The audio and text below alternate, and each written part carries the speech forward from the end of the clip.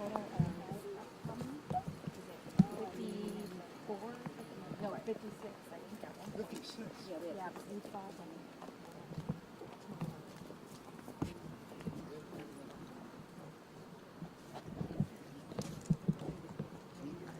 Okay, what? Make sure I don't miss anything, huh? First things first.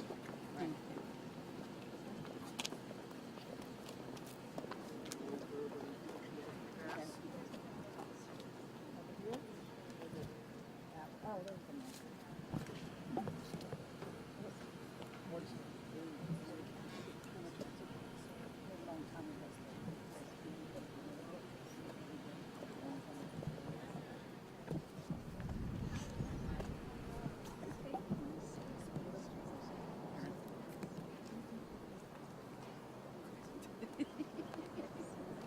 Well, that's one way to do it. You got a beautiful state. Been to Chicago many times. Haven't been out.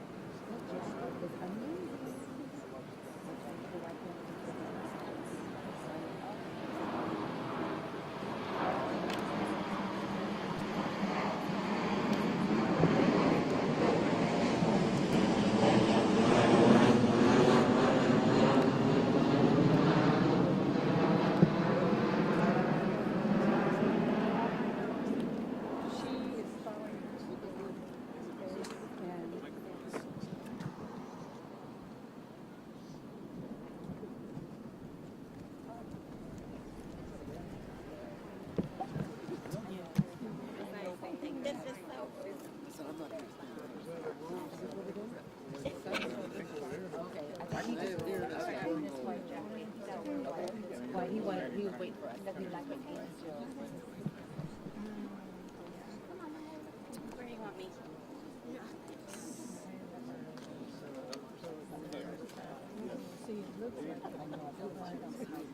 I'm introducing you.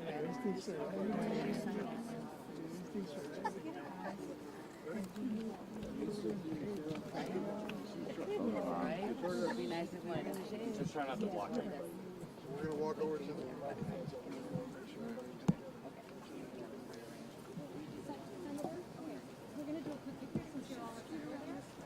But we're gonna move a little bit this way because the sun is shining here. Let's do the picture. Afterwards? Okay, let's do that then.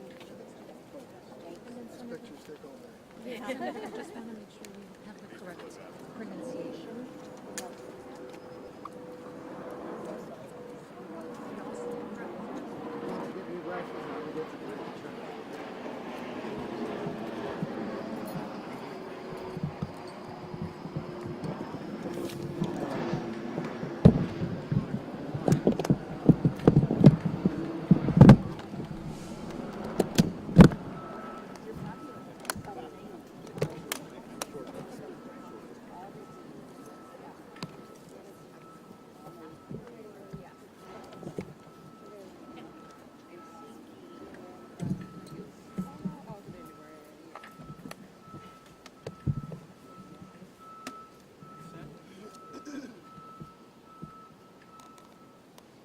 Well, I want to welcome our Texas friends to Chicago, Illinois.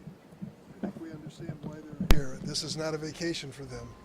This is a very important assignment to tackle an issue which affects the whole country. It isn't just a Texas issue. This is an American issue.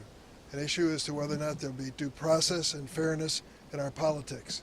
Do you remember the telephone call which President Trump made to the Secretary of State in Georgia? He said, I need you to find me 11,779 votes. He told the story then of what he thought about our electoral process. It was a political game to be used for his advantage, and that's what's going on here. To think at this moment in time, the president is calling on Texas to create 5 new Republican seats is an outrage that he would consider doing that in Texas or any place.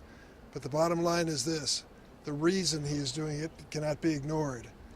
The big, beautiful budget, which passed in Congress with all Republican votes, was a plan by President Trump to change America in a way that America does not want to be changed.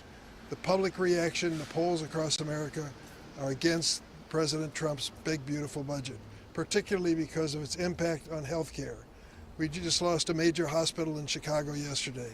I'm afraid that more hospitals are on the chopping block. People know their health insurance premiums are going up. Health insurance companies are leaving our state. Why?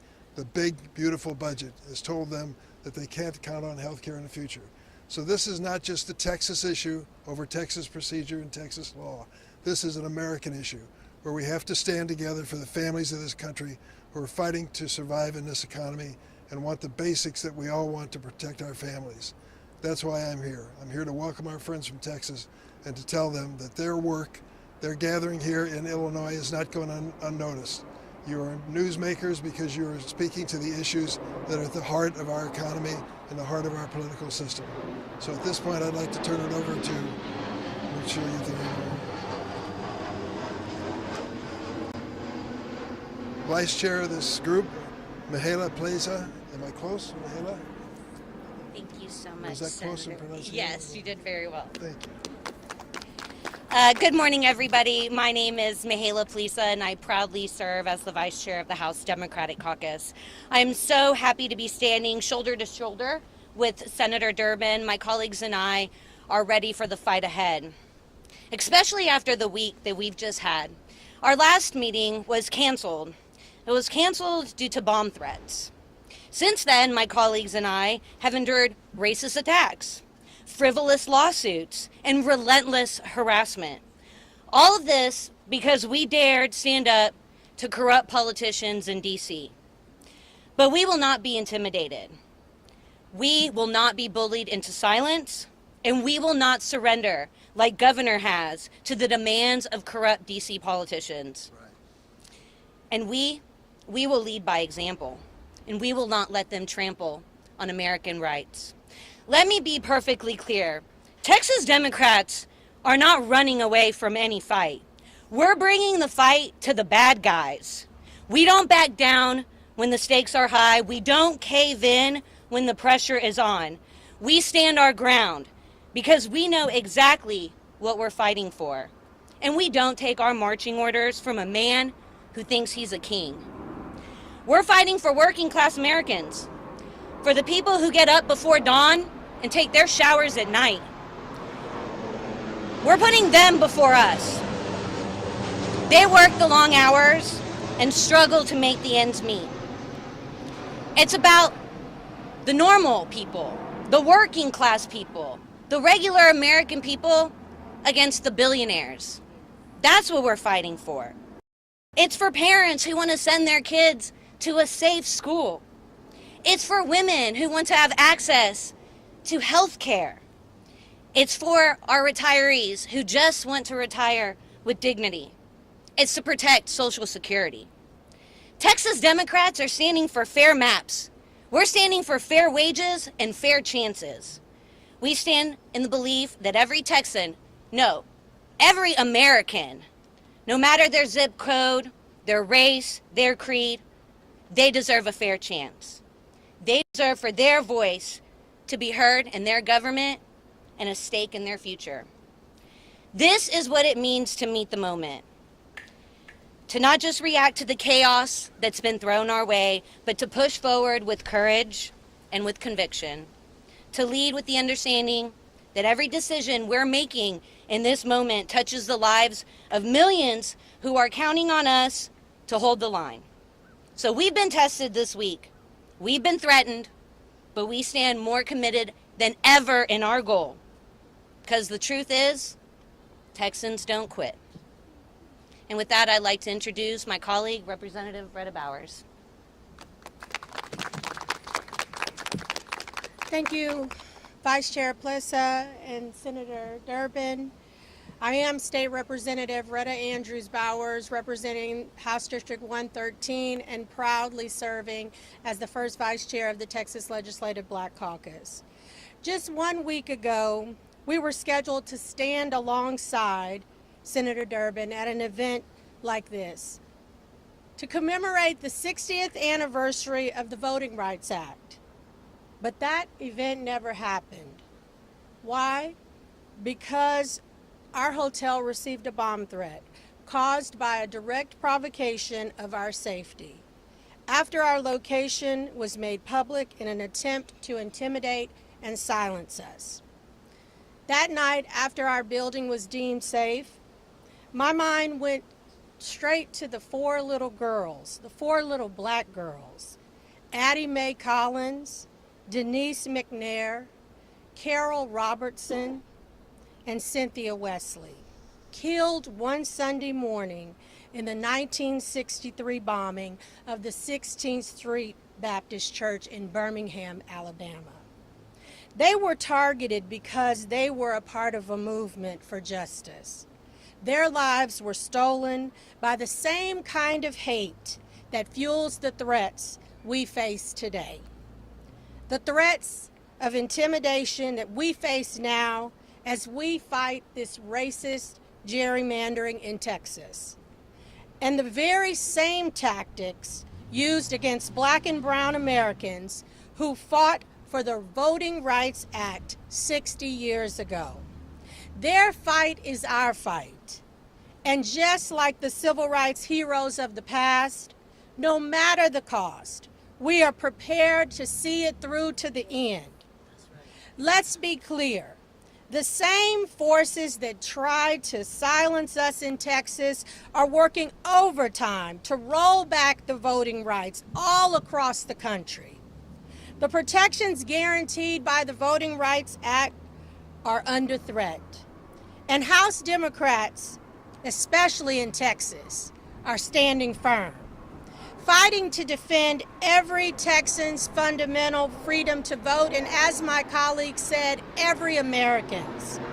It is now my honor to introduce someone who has stood shoulder to shoulder with us in this fight, and she's a relentless advocate for her community and for our democracy, my colleague, State Representative Josie Garcia. Thank you so much, Senator Durbin, for having us here.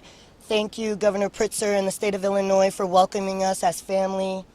I'm Josie Garcia, State Representative of Texas House District 124, Lackland Air Force Base, SeaWorld side of far west San Antonio. I have the distinct honor of being the first and only woman veteran to serve in the Texas legislature. And with my following comments, I wanted that to be the focus of the delivery of my next message. As a combat veteran, I had the pleasure of serving as an advisor to the Iraqi military. As the wife of a Purple Heart combat veteran who was shot in combat with the Taliban, imagine my surprise when I find myself being hunted by my own state government. Imagine my surprise when I find hostile territory in my backyard in the hill country because of politics. Imagine my surprise when upholding the Constitution of this United States of America has what made me public enemy number one in the state of Texas. I'm proud to represent Military City, USA, San Antonio, Texas. Texas is home to the largest population of veterans in this country. Of 150 members of the Texas House of Representatives, there are 7 of us who have ever worn uniform. So imagine my sense of dishonor when men who have never worn a uniform have zero idea of what it is to sacrifice your life to protect and defend.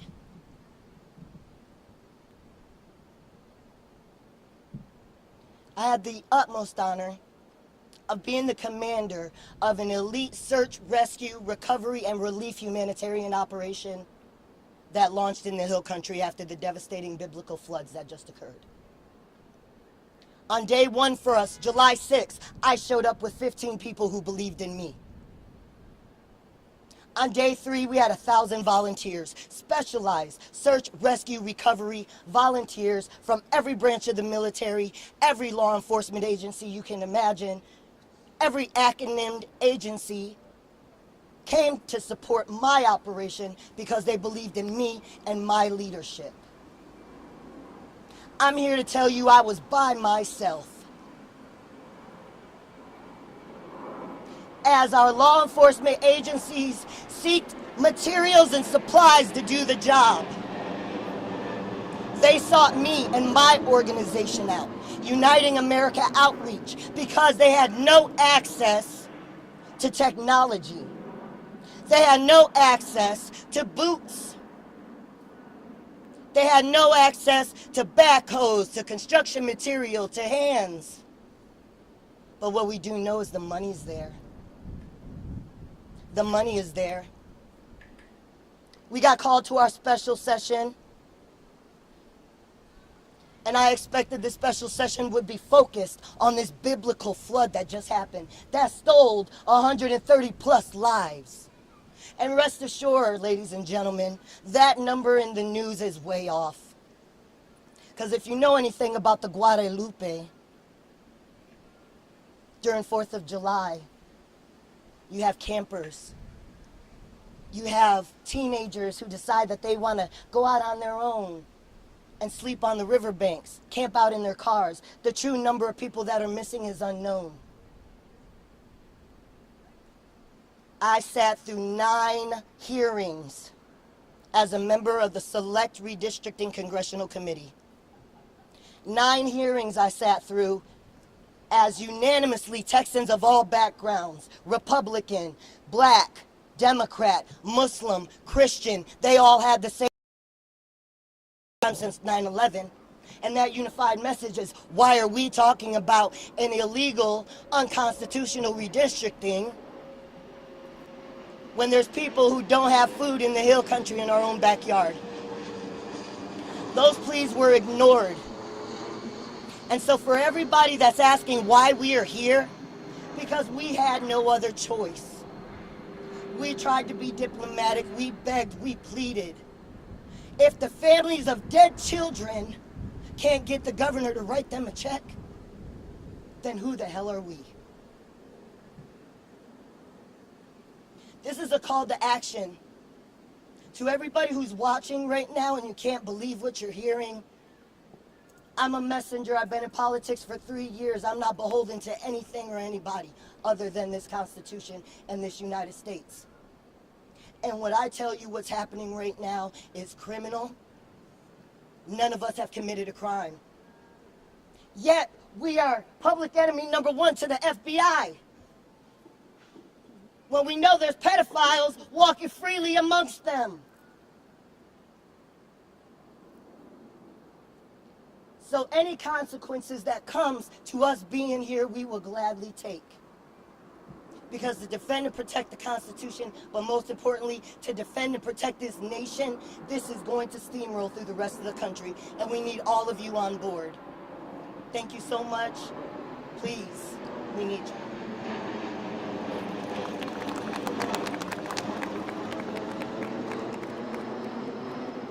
Any questions? Oh, I have 2. Can I ask one on topic first? Can you guys give us a sense of your timeline? You know, how long you plan on being here? If there's any sense of any resolution coming forward? I know it's been for weeks. So in Texas, after the 140 days regular session, the governor can call us back. He has called us back for 30 days. We intend to kill the first called special session. So August 19th is when that ends. So that's when you plan on going back? That's when negotiations open up again. How willing are you? That's when the session's over. That's when the special session ends. So we hope that the governor will start putting flood victims before political power grabs if he does call another special. He said he'll do special session after special session after special session. Are you able to withstand all of that? Financially and emotionally? You all have families at home? We're going to continue using all of our tools. I want to be clear. We have said from the beginning, our objective here is to deal with the corruption of this special session. We're hoping that the next special session does not also have to be corrupt. And that is entirely upon Governor Abbott and the Republican leadership of that state. The people of the state of Texas have been crystal clear, including Republicans. They do not support what they are doing. They do not support them rigging the system. They do not support them lying, cheating, and stealing. Even Republicans want things to be fair. They want people to follow the rules. We have laid out the case of why Governor Abbott needs to listen to the people of the state of Texas. If he does not, if he simply calls another special session to do things that are selfish, things that are for him, things for his buddies, that's up to him. We can't make him be a better leader, but we can always hope. So if he separates that bill, the flooding from the redistricting, will that prompt you to go back? We have said point blank, time after time after time, that if Governor Abbott says we will take care of the people of the state of Texas first, if he makes that commitment today, we'll be back. All we want him to do is actually listen to the people and do what they ask. That's it. If I may real quick about the financial piece of it. If I may real quick, when we're talking about the financial piece of what's happening right now, keep in mind that it costs a lot of money to call a special session. But what also costs a lot of money is sending 4 unmarked officers, agents to my home, where you know I have special needs children and a husband who has PTSD, and you know I'm not in the state, but you're gonna exacerbate our resources of an already taxed law enforcement agency to go and do this performable theater of tax-funded waste.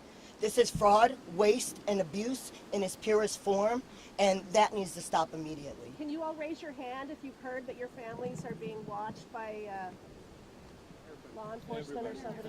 Everybody. I've already had state troopers at my home this morning. This morning Multiple days in a row. and last night. Senator, if we may ask an off-topic question, can we get your reaction to the president's decision to federalize the D.C. Police Department and deploy the National Guard? First, let me tell you, I am sympathetic and feel a bond to the victims of violent crime wherever they occur, in the District of Columbia, in Illinois, in Texas, and in any state. Having said that, what the president did this morning was political theater. His idea in federalizing the police force of D.C. ignores the reality. They are making dramatic progress in reducing violent crime in D.C. And so it's a typical move by this president to create chaos and uncertainty and to draw the attention from other issues like Jeffrey Epstein and his papers, draw the attention away from the concern of American families that health care is beyond their reach and the cost of living is beyond their reach. He is trying to change the subject. He won't be able to do that. Are you concerned Chicago will be next, especially given the deployment of the National Guard troops? I can't predict where this president will move next, but I will tell you, this is no way to solve the problem of violent crime. Is what he's doing legal? It is legal under the Home Rule Act. For 48 hours, he can federalize the D.C. police force. Then it can be extended another 30 days, and then it takes an act of Congress. He also vowed to end no cash bail in Chicago. Any reaction to that? He's rewriting laws in every state. He should focus on the laws he's responsible for. The big, beautiful budget, so to speak, is a bill that's devastating to the American economy, and the American people know it. He ought to address that. Can we have a discussion that what Trump is doing right now in terms of federalizing local police force, what Governor Abbott is doing using the state guard, what Ken Paxton and John Cornyn are doing, calling in the FBI, this is all together one piece.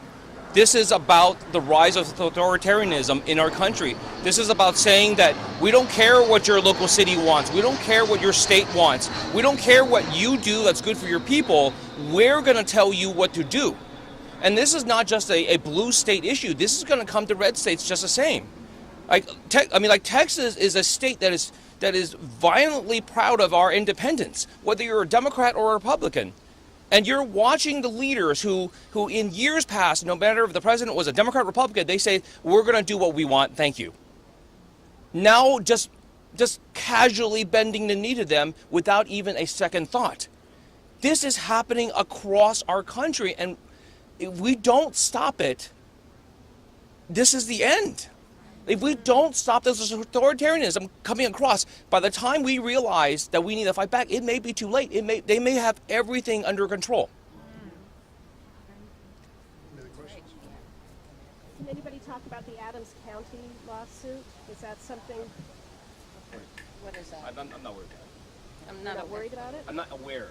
That's the one, the Texas folks have gone to Adams County to say, we want these Texas Democrats, Adams County, Illinois.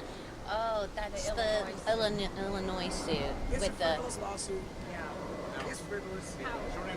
I mean, I apologize. They have filed so many frivolous lawsuits, we have lost track of them. I mean, like, as an attorney, it's real easy to respond to things that are sensible, right? It's real easy to say, hey, somebody sued you, you just file the response. But when the stuff they file is so bizarre, so wrong, like our attorneys are like, we don't even know where to start to say every single thing that they're doing is just illegal and wrong and unconstitutional. It's like they're saying that like the American people are just too dumb to know what we're doing, we'll fool them. But like any cursory look at everything they're filed, from the stuff in California to the stuff in Illinois, even the stuff in Texas, is nonsense. And like these are adults that we elected to govern us, and they're just treating our country and our system of government like it's a joke. They're just using it to play around with, batting it back and forth like a kitten. It's insane that these people are our leaders.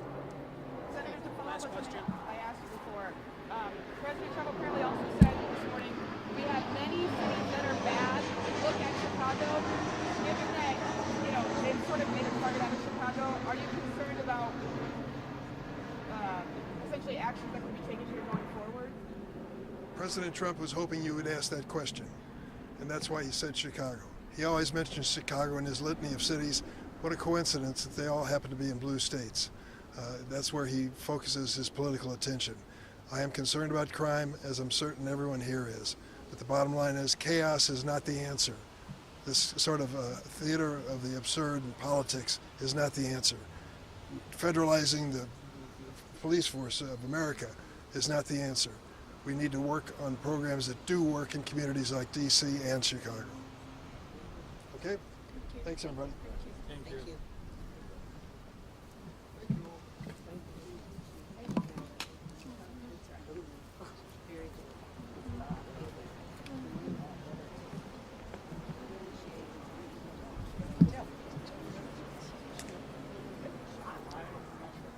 Members who are going to the National Museum of Mexican Arts, if you can stay here and come with me, we're gonna Uber there together. Linda, oh my goodness.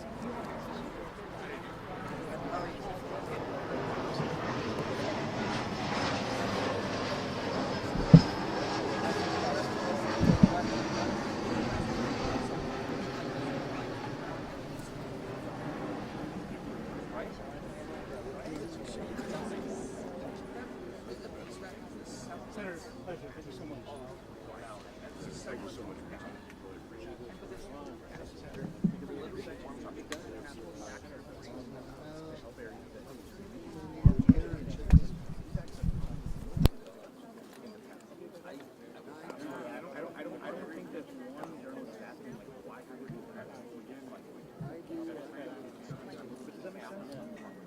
We get the same, like, all right, this, but I mean, you like one compare the same like one of our colleagues on the file doesn't need us to do that.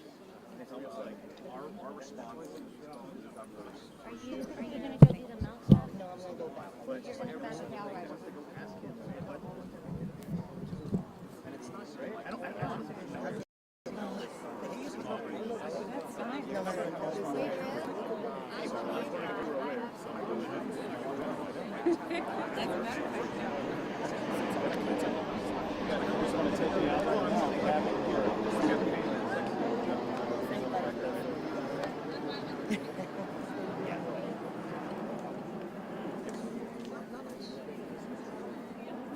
Well, I will say that.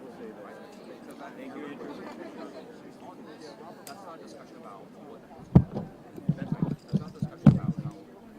What I keep saying is that I am the state house guy who is like they realize truckers realize they have state house like used to shoot